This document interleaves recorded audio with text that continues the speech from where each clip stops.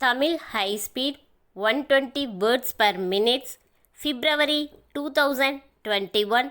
Code number of question paper 120. Get ready. Start.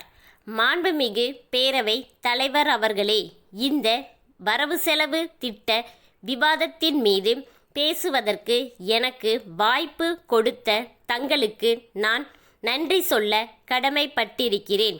மாண்புமிகு நிதியமைச்சர் அவர்கள் அளித்துள்ள இந்த நிதிநிலை அறிக்கையை பார்த்தேன். நாளுக்கு நாள் இதிலுள்ள பற்றாக்குறை அதிகரித்து கொண்டே வருகின்றது என்பதை நான் இந்த நேரத்தில் சுட்டிக்காட்ட விரும்புகிறேன். இந்த பற்றாக்குறையை போக்குவதற்கு அரசின் வருவாயை பெருக்குவதற்கு என்ன நடவடிக்கை எடுக்கப்பட்டுள்ளது என்பது இந்த அறிக்கையில் குறிப்பிடப்படவில்லை. மேலும் புதிய வரி கொள்கையின்படி வரி விதிக்கும் அதிகாரம் பெரும்பாலும் மத்திய அரசிடமே உள்ளது.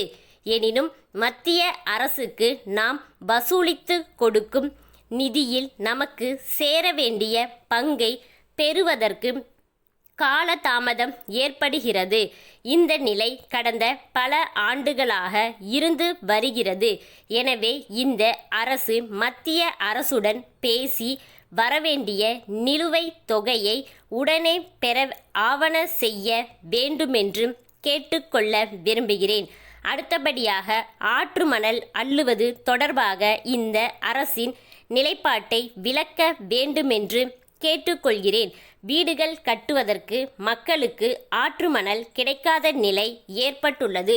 அப்படியே கிடைத்தாலும் விலை 2 மடங்கு உயர்ந்துள்ளது.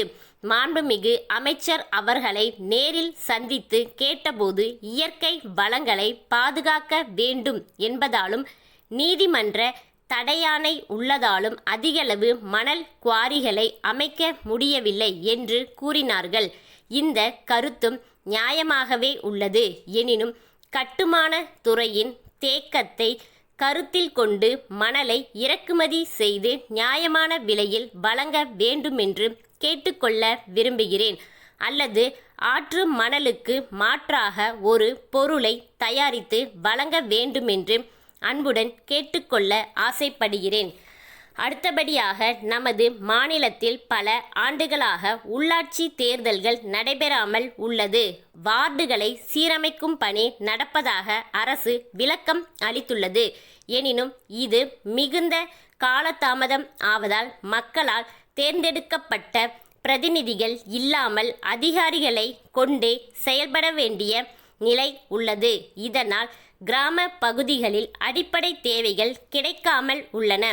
எனவே இவற்றை கருத்தில் கொண்டு மாண்புமிகு முதலமைச்சர் அவர்கள் விரைவில் உள்ளாட்சி தேர்தலை நடத்திட நடவடிக்கை எடுத்து ஆவண செய்ய வேண்டுமென்று கேட்டுக்கொள்ள விரும்புகின்றேன்.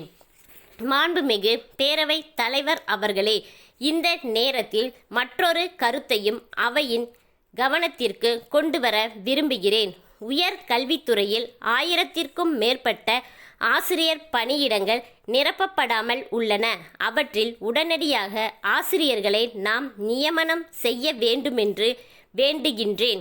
அதேபோன்று பல்கலைக்கழக துணை வேந்தர்களின் நியமனத்தை அரசு விரைந்து முடிக்க வேண்டுமென கோரிக்கை வைக்க விரும்புகிறேன். தற்போது இந்திய நிலையில் மாணவர் சேர்க்கையில் நம் மாநிலம் முதல் நிலையில் உள்ளது. இதற்காக உள்ளபடியே நான் இந்த அரசை பாராட்ட கடமைப்பட்டுள்ளேன். அடுத்தபடியாக மின்சார வாரியத்தை பொறுத்தவரையில் விவசாயிகள் குறுகிய காலத்தில் மின் இணைப்பை பெறுவதற்கான சிறப்பு கட்டணத்தை செலுத்திய பிறகும் பல மாதங்களாக காத்திருக்கிறார்கள். சமீபத்தில் மாநிலம் முழுவதும் ஏற்பட்ட புயல் மற்றும் வெள்ளம் காரணமாக மின்சார உபகரணங்கள் பழுதுபட்டதால் மின் இணைப்பு வழங்குவதில் தாமதம் ஏற்பட்டதாக மாண்புமிகு மின்சாரத்துறை அமைச்சர் அவர்கள் நேற்று விளக்கம் அளித்தார்கள்.